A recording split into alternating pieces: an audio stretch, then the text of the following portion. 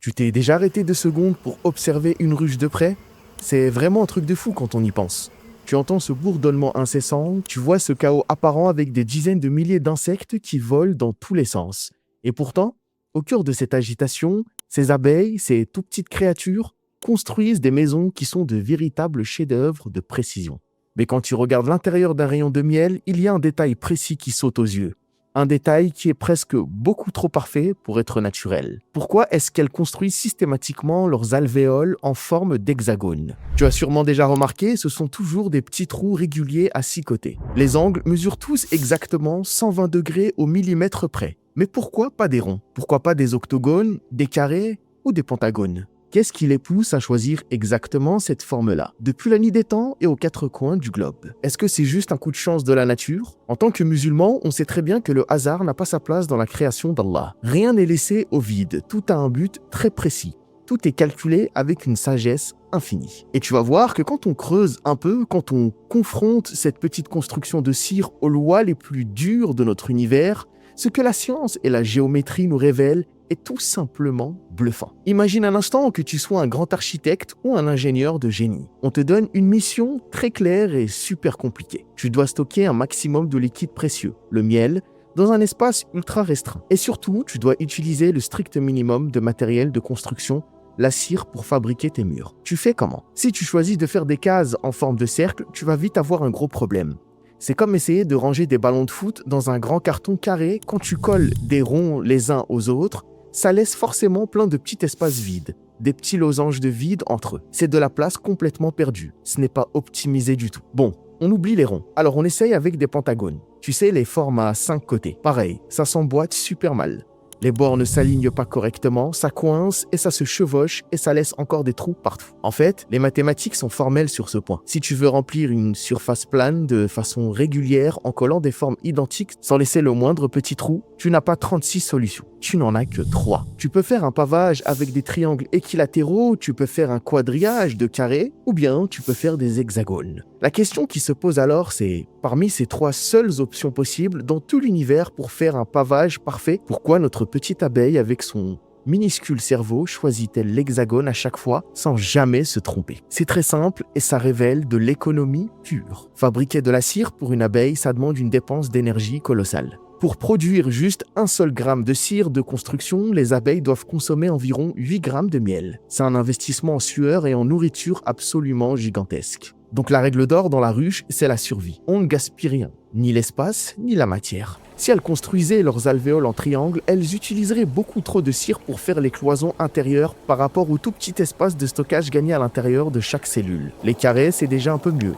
On gagne en volume, mais c'est toujours pas le top niveau rentabilité énergétique. Mais l'hexagone, c'est le jackpot géométrique. C'est la forme mathématique exacte qui offre la surface la plus vaste pour stocker un minimum de miel, tout en utilisant la plus petite quantité de cire possible pour ériger les murs de séparation. Chaque paroi d'un hexagone est partagée avec la cellule voisine. Rien n'est doublé, rien n'est gâché. C'est l'économie absolue, c'est du génie d'ingénierie à l'état pur. Et accroche-toi bien, parce que c'est là que ça devient vraiment fascinant et même humiliant pour l'intelligence humaine. Ton mouton de l'Aïd cette année, j'espère pour toi qu'il est déjà réservé, sinon écoute bien. Chaque année, c'est la même galère. Il faut trouver un mouton, un sacrifice fait dans les règles, sans se faire arnaquer. C'est là que j'ai trouvé une équipe sérieuse. Ça s'appelle Sanabil. Mouton de l'Aïd à 179 €, sacrifice nominatif fait à ton nom comme il se doit. Tu reçois la vidéo du sacrifice sous 15 jours, donc t'as la preuve que c'est bien fait pour toi. Et si t'as un budget serré, il propose aussi des parts de bœuf à 99 €. Mais le truc qui m'a vraiment convaincu chez Sanabil, c'est que pour chaque mouton acheté, il plante 3 arbres fruitiers en ton nom. Une sadaqa jariya. Tu fais ton Eid et à côté, t'as une aumône qui continue de couler pour toi, pour tes parents, même quand vous serez plus là. Le lien Sanabil est en description. Réserve ton mouton tranquille et fais d'une pierre deux coups, Inch'Allah. Bismillah. Cette perfection géométrique de l'abeille, ça a rendu fou nos plus grands mathématiciens pendant des siècles. Il y a plus de 2000 ans, un célèbre savant romain du nom de Varron a observé une ruche et a lancé cette idée. Je suis persuadé que l'hexagone est la forme la plus efficace qui existe pour diviser une surface. C'est devenu une énigme scientifique hyper célèbre qu'on a appelée la conjoncture du nid d'abeille. Beaucoup de gens pensaient que c'était vrai, mais voilà.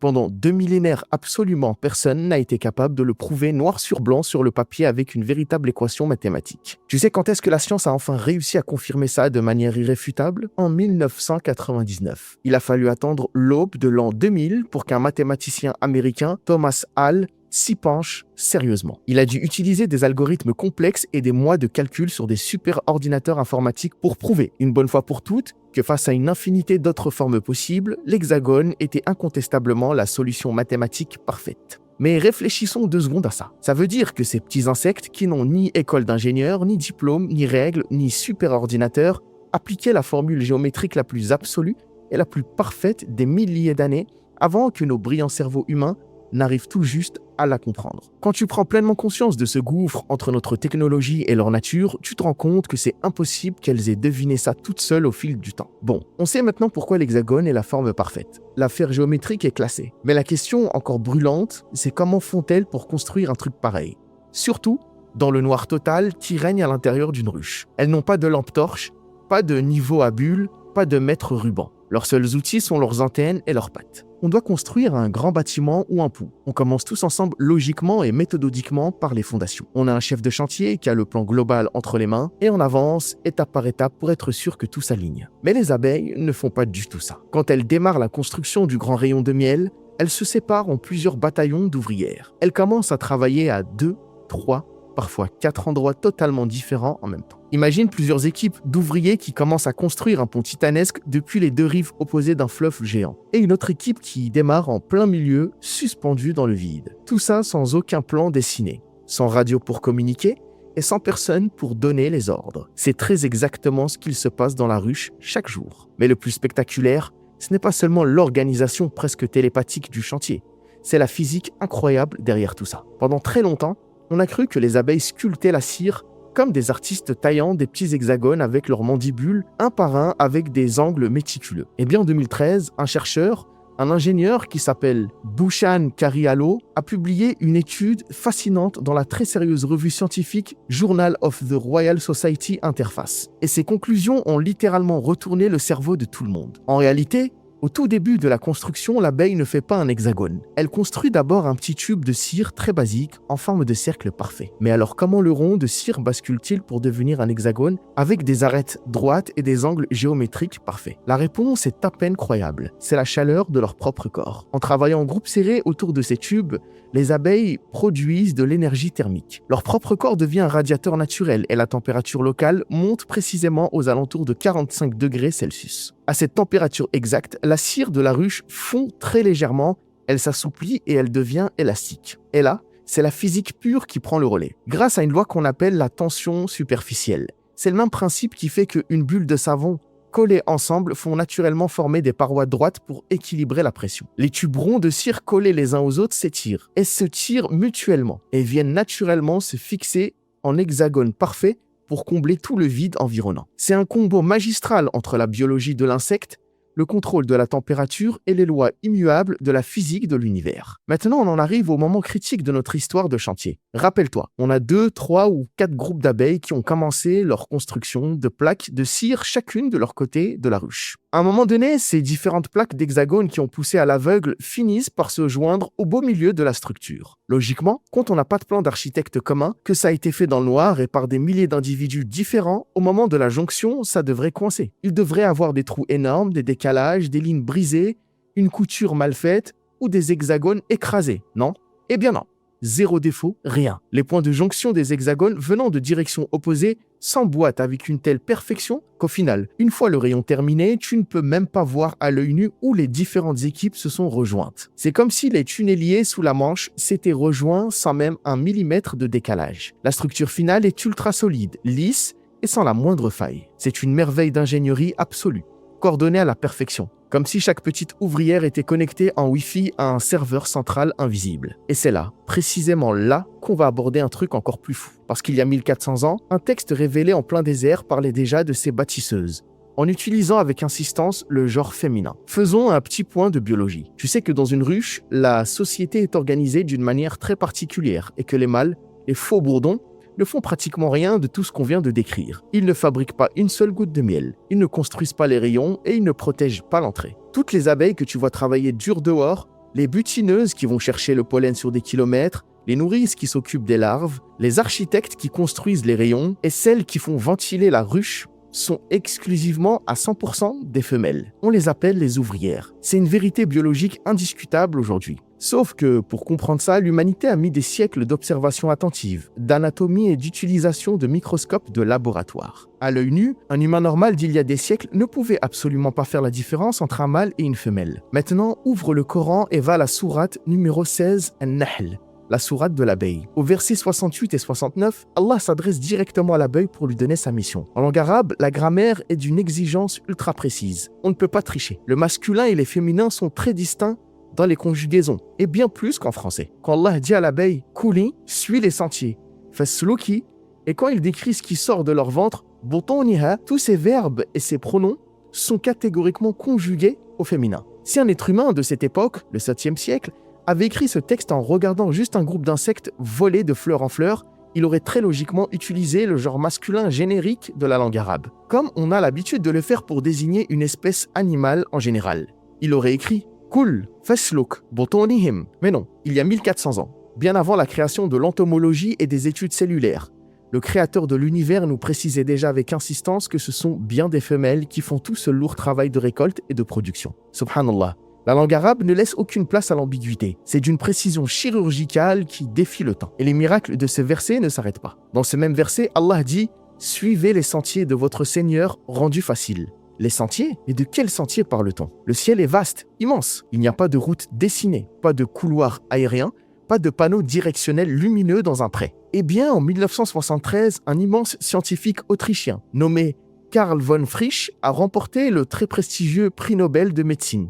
Pourquoi? Pour avoir décodé l'un des langages les plus fascinants de la nature, ce qu'on appelle la danse frétillante des abeilles. Quand une ouvrière trouve un bon champ de fleurs plein de nectar à des kilomètres de là, elle rentre à la ruche, et dans le noir complet. Et là, pour indiquer la route à ses sœurs qui ne voient rien, elle exécute une petite chorégraphie très précise en forme de 8. En se basant sur la gravité en frétillant, l'angle exact de sa danse par rapport à l'emplacement invisible du soleil indique au degré près la direction à prendre une fois sorti. Et la durée de son frétillement indique la distance exacte à parcourir au mètre près. Ses sœurs touchent son corps avec leurs antennes, ils lisent les vibrations et comprennent les coordonnées GPS parfaites. Elles tracent ensuite littéralement des sentiers géométriques invisibles dans les airs pour aller exactement là où il faut. Tout est communiqué, tout est calculé. Le chemin est tracé et rendu facile, comme l'a dit magnifiquement le verset. Enfin, pour clôturer l'analyse de ce verset, écoutez bien les tout premiers mots. Prenez des demeures dans les montagnes et dans les arbres et dans ce qu'ils construisent.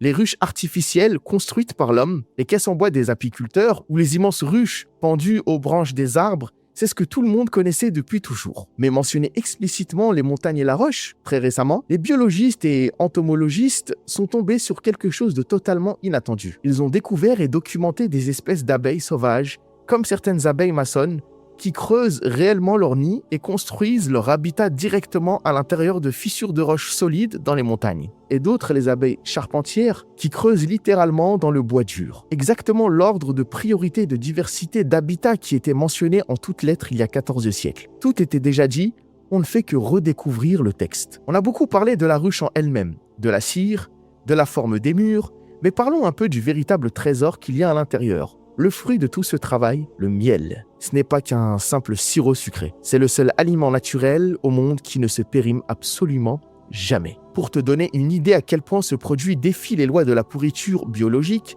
des archéologues ont fouillé les tombeaux anciens en Égypte, notamment la célèbre tombe du pharaon Toutankhamon. À l'intérieur de ces cryptes vieilles de millénaires, au milieu de la poussière et des antiquités, ils ont trouvé des jarres scellées rempli de miel. Ce miel avait plus de 3000 ans. Eh bien, figure-toi, au grand choc des scientifiques, que ce miel était encore parfaitement et totalement comestible. Pas une seule bactérie vivante, pas une seule trace de moisissure. Rien. Comment c'est possible? En transformant le nectar, les abeilles créent une substance chimique avec un taux d'humidité tellement bas, elles ventilent le miel avec leurs ailes pour évaporer l'eau. Et un niveau d'acidité tellement élevé que le miel agit comme un désert absolu pour les microbes. À tel point que si une bactérie s'y pose, le miel aspire immédiatement toute l'eau contenue dans la bactérie, la desséchant et la tuant sur le coup. C'est une véritable capsule temporelle comestible. Et là, cette capacité destructrice contre les bactéries nous ramène directement à la fin éclatante du verset 69. De leur ventre sort une boisson aux couleurs variées, vérité dans laquelle il y a une guérison pour les gens. Pendant très longtemps, dans l'ère moderne, beaucoup de gens un peu orgueilleux pensaient que soigner avec du miel, c'était juste un vieux remède de grand-mère. Tu sais, la petite cuillère dans le thé pour apaiser la gorge quand on a un rhume d'hiver. Mais la médecine clinique moderne la plus poussée vient de prendre une énorme claque d'humilité. Aujourd'hui,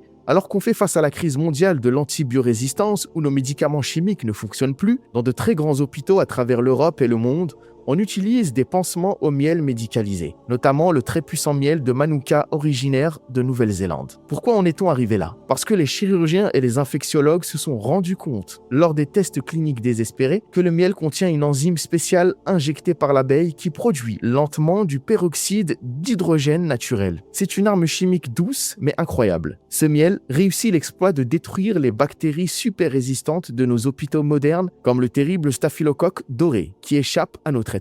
Là où les traitements antibiotiques de synthèse à des millions de dollars échouent, le liquide sorti du ventre d'un petit insecte réussit à cicatriser la peau détruite des grands brûlés, à refermer les plaies profondes des diabétiques et à purifier les infections sévères. La guérison pour les gens annoncée il y a 14 siècles dans le Coran est aujourd'hui tamponnée et validée par les publications médicales de pointe. Alors face à cette montagne de preuves écrasantes, l'utilisation de l'hexagone qui est mathématiquement parfait, la maîtrise de la thermodynamique de la cire, l'organisation sociale de la danse GPS incroyable, la chimie destructrice de bactéries présentes dans le miel, la question finale se pose. Comment les athées ou les évolutionnistes purs justifient-ils tout ça? Ils utilisent souvent un mot très magique, très pratique pour fermer le débat, l'instinct. Ils te diront « Non mais c'est normal, elles font ça depuis des millions d'années, c'est l'évolution. C'est l'évolution aveugle, la sélection naturelle a fait son tri, c'est ancré dans leur ADN. Elles ont juste l'instinct de construire comme ça de génération en génération. » Mais utilisons notre logique, notre raison critique 2 minutes. Une abeille, c'est un cerveau qui fait la taille d'une graine de sésame. L'instinct, si on le traduit en termes modernes, ce n'est rien d'autre qu'un programme informatique super complexe. C'est un code source, un logiciel préinstallé, injecté dans la biologie de la créature dès sa naissance. Si tu marches dans la rue, que tu trouves une clé USB, que tu découvres à l'intérieur un logiciel ultra complexe, super puissant, sans aucun bug de programmation, tu vas dire « Ah, avec le temps, et le vent, les 1 et les 0 se sont alignés tout seuls, le logiciel s'est codé par instinct au fil des années ?» Bien sûr que non. C'est une insulte à la logique. Face à un code d'une telle perfection, tu vas obligatoirement te dire « Il y a un ingénieur, un programmateur de génie infiniment intelligent qui a décrit ce code et l'a installé là. » S'il y a une règle de géométrie absolue qui s'applique à toutes les abeilles du monde sans exception, depuis les forêts d'Asie jusqu'aux montagnes d'Europe, et que toutes travaillent avec la même technique parfaite, en parfaite harmonie dans le noir, sans s'être jamais concertées. C'est la preuve rationnelle, logique, éclatante qu'une volonté supérieure, un architecte unique, dirige ce chantier global. Et c'est très exactement ce que nous dit le Coran de la façon la plus claire possible. Dès le tout premier mot du fameux verset 68, « Wa awha rabbuka ila an-nahl » et ton Seigneur a révélé ou inspiré à l'abeille. Le mot verbe en arabe est wahi. C'est le même mot profond et puissant qui est utilisé pour désigner la révélation faite aux prophètes, comme Moussa alayhi salam, Isa ou Mohammed sallallahu alayhi wa sallam. C'est pour dire à quel point le comportement de l'abeille n'a rien à voir avec le hasard ou le développement hasardeux de la nature. Ce n'est pas le fruit d'une survie aveugle, c'est une inspiration divine, une programmation en direct. Le Créateur suprême des cieux et de la terre et des galaxies s'est adressé directement à cette toute petite créature insignifiante pour lui inculquer ce savoir parfait. Le verset 69 se termine magnifiquement par ces mots qui résonnent comme un appel à notre intelligence. Il y a vraiment là un signe pour des gens qui réfléchissent. Inna fi dhalika la aya liqawmin yatafakkarun. Allah le Très-Haut ne nous demande pas dans ce verset de croire aveuglément ou de poser notre cerveau sur la table. Au contraire, il nous pousse, il nous met au défi de regarder la nature, de l'analyser au microscope, de faire des mathématiques, de la géométrie complexe, d'étudier la biologie des fluides, de comprendre la chimie moléculaire. Pourquoi? Parce que plus on cherche, plus on s'enfonce dans la science de l'infiniment petit, plus on découvre inévitablement l'immense signature de l'infiniment grand. La vraie science ne nous éloigne pas du Créateur, elle nous y ramène brutalement. Alors la prochaine fois que tu te baladeras et que tu verras une simple abeille butiner une fleur dans un parc, ou la prochaine fois que tu prendras une délicieuse cuillère de miel le matin au réveil, prends juste quelques secondes pour t'arrêter. Rappelle-toi que tu as sous les yeux, dans le creux de ta main, un miracle mathématique inouï, un prodige médical hospitalier et une éclatante vérité coranique. Et demande-toi, comme le dit si bien cet autre verset percutant de la sourate Ar-Rahman, فَبِأَيِّ آلَاءِ رَبِّكُمَا تُكَذِّبَانِ. Lequel donc des signes de votre Seigneur nirez-vous? Fi amanillah.